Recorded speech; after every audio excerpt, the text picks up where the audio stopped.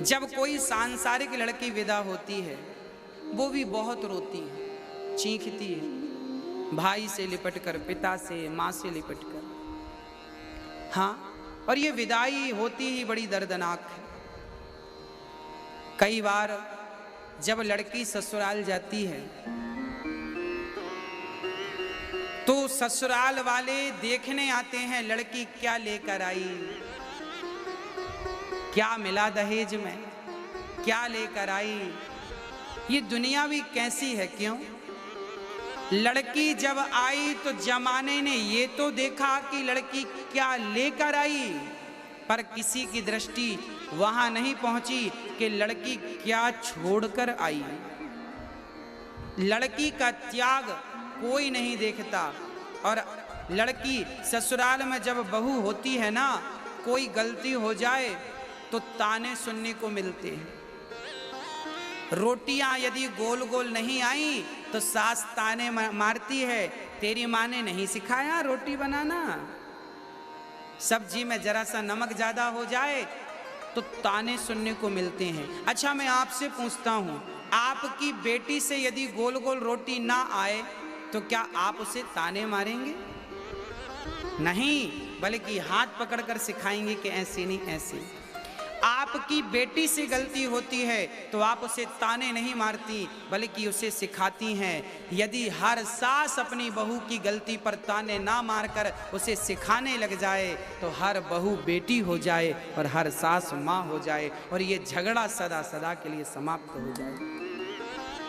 परंतु कितनी बार हमने ये बातें समझाई पर खोपड़ी में जाती ही नहीं। कुछ दिन तो ठीक रहते हैं लोग, फिर पता नहीं क्या हो जाता है।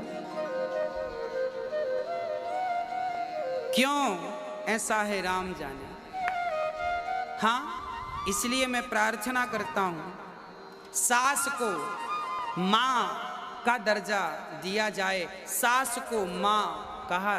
एक सज्जन हमारे पास आए अभी कुछ दिन पहले और उन्होंने कहा, पता नहीं ये बात उन्होंने क्यों कही, उन्होंने कहा महाराज जी, बहू कभी बेटी नहीं बन सकती और सास कभी मां नहीं बन सकती, ऐसा उन्होंने कहा।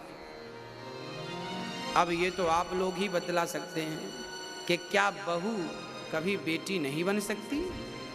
क्या सास कभी मां नहीं बन सकती? देखिए, बदलना चाहें तो बदला जा सकता है। मिट्टी से घड़ा भी बनता है और मिट्टी से चिलम भी बनती है। चिलम खुद जलती है, औरों को जलाती है, घड़ा खुद ठंडा रहता है, औरों को भी शीतलता प्रदान करता है। आप अपने आप को चाहें तो चिलम बना लें, आप अपने आप को चाहें तो घड़ा बना लें। कोई क्या आपको कुछ बनाएगा, आप ही अपने आप को कुछ बना सकते हैं। यदि कोई दूसरा कहे कि मैं तुम्हें ये बना दूंगा, ये उसकी भूल होगी। कोई किसी को कुछ नहीं बना सकता। यदि किसी को कुछ बनाया जा सकता है, आप स्वयं अपने आप को कुछ बना सकते हैं। चाहे घड़ा बनाए, चाहे चिलम बनाए। इसलिए मैं कहता हूं, अपने आप को बहू ना बनाओ, बेटी बनाओ। अपने आप को सास ना बनाओ, मां बनाओ। और ये रिश्ते तब बदल जाएंगे जब प्यार की अधिकता होगी। एक बेटी अपने पिता के पास आती है। उसकी सास बहुत परेशान करती थी, बहुत तंग करती थी। एक दिन बहू दौड़ी दौड़ी पिता के पास आई, पिताजी कोई जहर दे दो। उनके पिता बहुत बड़े डॉक्टर थे। बेटी से कहा, बेटा तुझे जहर क्यों चाहिए, तू क्यों मरना चाहती है? बेटी बोली, पिताजी मुझे नहीं मरना, अपनी सास को मारना है जहर देकर। सास को जहर देके मारना है। पिता ने कहा, बेटी ये तो बड़ा पाप कर रही है, सास को क्यों मारेगी? जहर देके मार डालेगी तो तू जेल चली जाएगी, जीवन भर चक्की चलाना पड़ेगा, सड़ जाएगी। ना पिताजी आप कुछ भी करो, अब तो मैं ऐसी बुढ़िया के साथ रहूंगी नहीं, बहुत पाप करती है मेरे साथ, तो नमक भी तौल कर देती है डाइन। कोई नमक खा जाऊंगी क्या मैं? अब अपशब्द पे अपशब्द और गालियों पे गाली। जो बहू के अंदर गुस्सा था पिता के सामने सारा निकाल दिया। पिता समझ गए कि जरूर इसके साथ कुछ गलत हो रहा है, पर पिता तो पिता थे। पिता ने कहा अच्छा ठीक है, तू जिद कर रही है, मैं तुझे जहर दे रहा हूं, पर ध्यान रखना मैं तुझे ऐसा जहर दूंगा एकदम से यदि सास मर गई तो पूरा शक तुझ पे ही जाएगा। तूने मार डाला सास को, तो मैं तुझे ऐसा जहर दूंगा जो धीरे धीरे असर करेगा। 6 महीने का जहर दे रहा हूं मैं, 6 महीने का डोज है। सास की दाल में ये एक पुड़िया रोज घोल दिया कर। अब 6 महीने की पुड़िया बनाकर पिता ने पकड़ा दी बेटी को और कहा बेटी जब तक तेरी सास मर नहीं जाती तब तक तू अपनी सास के पांव दबाना और सास की जरा सेवा करना, ताकि लोगों को लगे, ताकि लोगों को विश्वास हो जाए कि तू जहर दे के नहीं मार सकती अपने सास को। लोगों का विश्वास तो तुझे जीतना ही पड़ेगा। बेटी बोली ठीक है पिताजी, 6 महीने में मरती है तो मैं कर लूंगी।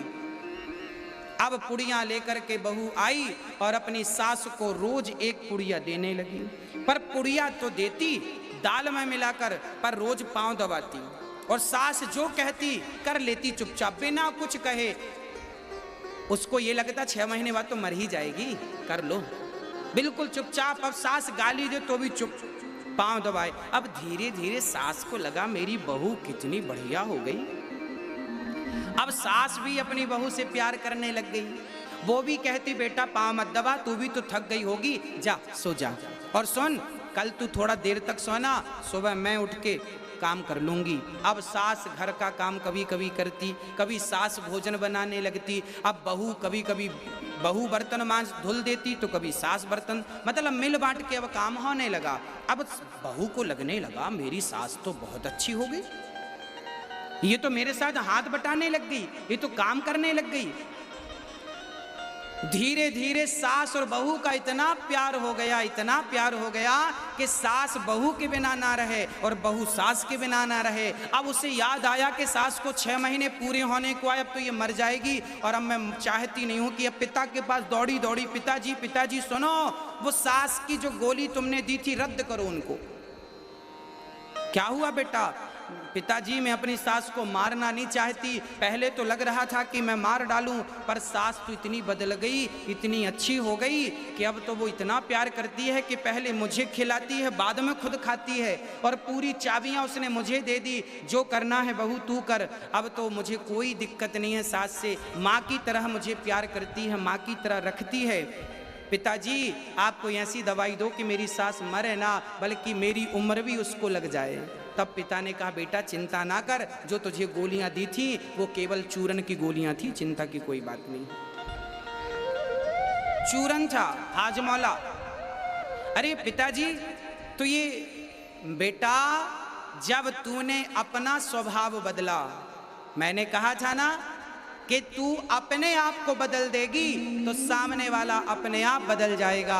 जमाने को आप तब बदल सकते हैं भक्तों जब आप अपने आप को बदल देंगे। अपने आप को बदलने की शक्ति यदि आपके भीतर है तो आपके भीतर जमाने को बदलने की भी शक्ति है, और यदि आपने अपने आप को नहीं बदला तो जमाने को बदलने का सोचिए मत।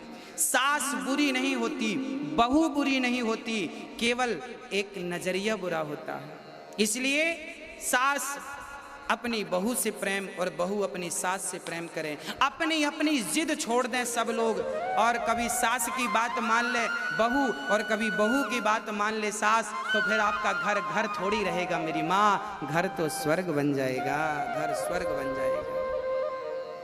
एक दूसरों के लिए जब हम जीते हैं, हम आपके लिए जिए, आप हमारे लिए जिए, फिर वो क्या होगा? वो स्वर्ग होगा। रिश्तों को निभाना, रिश्तों को बना लेना तो सरल बात है, निभा पाना थोड़ा कठिन है। कठिन काम ही करिए। हाँ सरल काम तो सब कर रहे हैं।